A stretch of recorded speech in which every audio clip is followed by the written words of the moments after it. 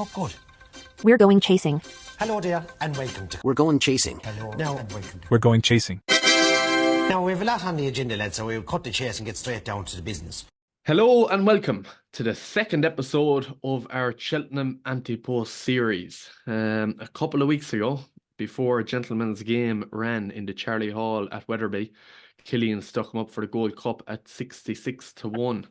You've got to be relatively happy with how that's looking at the moment, Killian. Yeah, very happy. I think it's I suppose it's a bit the Gold Cup water has been muddied a bit with Brave Man's game and Gallopin getting bet last weekend. So to be honest, I was confident enough before that happened, and you'd be a lot more confident at this stage now, wouldn't you? Yeah. And he's into about 20-1. I don't know if 25-1 is still available, but he's still a fair price at 20-1. Yeah, I think he'll take fair stopping at Christmas in Leopardstown. So like if you fancied him there, like he's suddenly second favourite behind Gallopin Deschamps if he wins that, in my opinion anyway.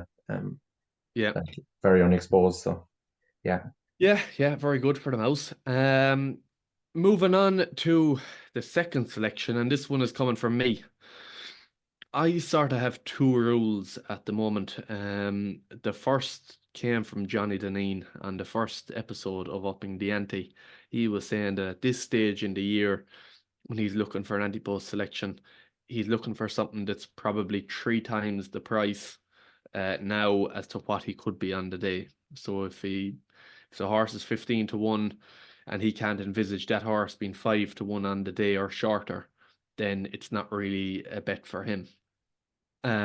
I'm going to take that rule on board at the time being because I think it's good logic.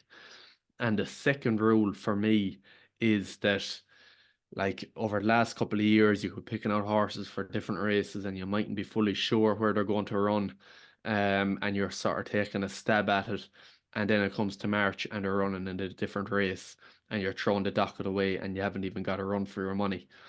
So my second rule is I'm going to be very strict on myself in terms of being sure that this horse has been aimed for a certain race, and the only way that he's not running in that race is if he's injured. So they're my two rules at the moment, and one horse that fits that criteria is Flooring Porter for the RSA, or the Brown Advisor. I'll be calling it RSA throughout this because it's what I've always called it. I think 16-1 is a good price on him. He was obviously the best of the whole lot of them over hurdles. He won his novice chase first time over fences at Cheltenham very impressively. He looked his usual self there. He was keen. He jumped reasonably well, made a mistake or two. And jumping probably is his big downside. To be honest, it'd be the one worry that I'd have about him, but he's got time to sort that yet. Broadway Boy came out, won a handicap by 20 lengths. Next time out, he's rated 145 or 146 now. Flooring Porter was getting £5 from him that day, but won as easy as you could imagine. At the weekend then, he was beaten 15 lengths, but it was actually the race at the weekend that I liked nearly more than anything, because it was a really good race. Favori de Champtou is a good horse, and Flooring Porter can't go right-handed. That's well documented at this stage, and people thought that he might be okay at this stage in his career, but he clearly wasn't. He wasn't happy going around. He was jumping out to his left. He was keen, as I suppose he always is keen, but there was a loose horse impeding him as well, so he didn't have his sort of way out in front. It was just extremely messy. And for him to still be in with a shout 2 fences from home, I thought was very impressive. The 15 lengths came most of the 15 lengths that he was bet by came after that, in terms of between the second last and the last, and again after the last he was hanging extremely badly to his left. But he won't have that problem going left-handed. So he'd be one that I do definitely at this stage. I'd be thinking that he could be 4 or 5-1 on the day. And if you're looking at the opposition there, like Gaelic Warrior's the main one, and I think he was so impressive over 2 Mile 3 at the weekend. he didn't look like a horse to me or to anyone really that is crying out for a step up and trip to 3 miles. Now, whether Willie will do it or not is another question, but at this moment in time, I'd be very doubtful as to whether he would run in the RSA. I could see him fitting in there, possibly in the Turners or maybe even the Arkle, unlikely. But I don't think he looks like he needs a step up to 3 miles. So it's taken that into account as well. And then I don't know if you fancy anything in that race, Killian, but like if I'm looking around Florian Porter in the market, it's wide open. And I just think the Florian Porter, like he's got the form in the book over hurdles and he looks reasonably good over fences and he looks a classy sort, obviously. Yeah, I'd probably have to see him again to make a judgment on it. Like he won a very weak race in Cheltenham. I know Broadway Boy won a listed race afterwards, but they're they're all handicappers that were in that. Even the race the last day, I wouldn't say there was a lot of depth to it. I don't know, are any of them proper grade one horses? Over fences maybe. I don't know. Sender Clegane, I think might be the best of them come the end of the year, but I just think his jumping when he needs it, like if you look at him over hurdles, he was able to dictate from the front in all the grade ones he won. And crucially to that, he was a very good hurdler. He's very slick over the hurdles. Like you often see him there at the back of the second last in Cheltenham. He'll take 2 lengths out of them. He's a really quick jump, and he gives them a squeeze and he goes. And I just think over fences has he the scope to when he needs a big one when they're coming up behind him and he needs to take 2 lengths out of them again. Is he able to do it? And I don't think he is. Yeah. There's a few there I I'd have before him. Classical Dream is definitely one of them.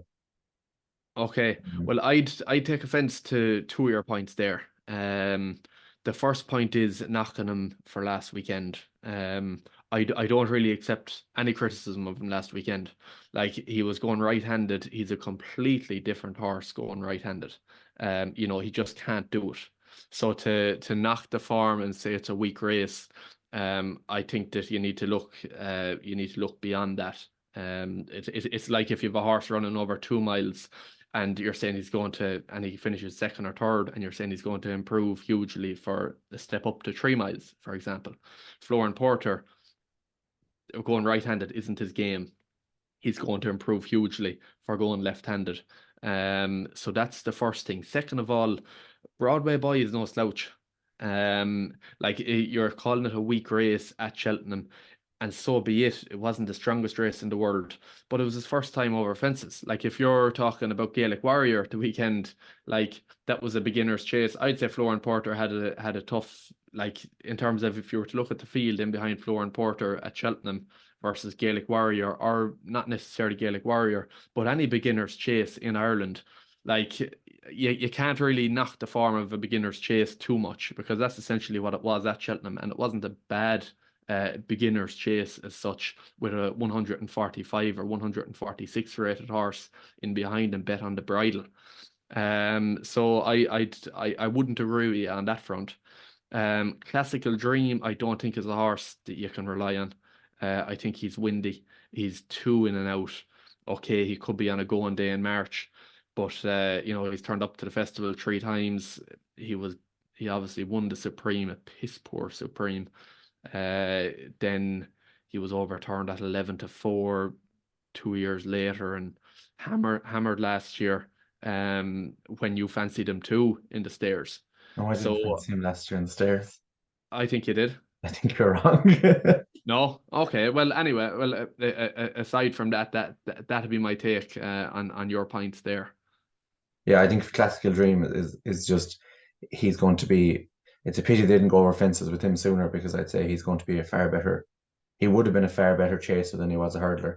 Um, Even there, some of the jumps when he asked to go long the last day in Thurlestown, like that was a weak beginner's chase, I'd say, but like he couldn't have done it more snugly really. And to Broadway Boy, like look at Gaelic Warriors beginner's chase the last day. Cool Survivor, I know he's a horse you're doing a lot of banging about. He bet him 25 lengths. Like Cool Survivor is definitely better than Broadway Boy. Yeah, but Cool Survivor isn't a 2 mile tree. He's not. Again, that's not his game. He wasn't like his game is going to be 3 miles over That's fences. fine, but he's still a better horse than Broadway Boy. Gaelic Um, Warrior beat them. And if Gaelic Warrior goes to the RSA, you might as well throw the docket in the bin before it starts. Yeah. Yeah. Well, if Gaelic Warrior Gaelic Warrior will win at Cheltenham, I don't think he'll go to the RSA. But that's I do agree. Anybody with any bet in the RSA, if Gaelic Warrior turns up, are going to be in trouble. One would imagine. Yeah, I'd have a few at Florian Porter, to be honest. Would you? But that's Okay, fair enough. I suppose good luck. You're entitled to that. But yeah, 16-1. Florian Porter. You can let us know in the comments down below what you think. But yeah, best of luck. It's Honeysuckle and Rachel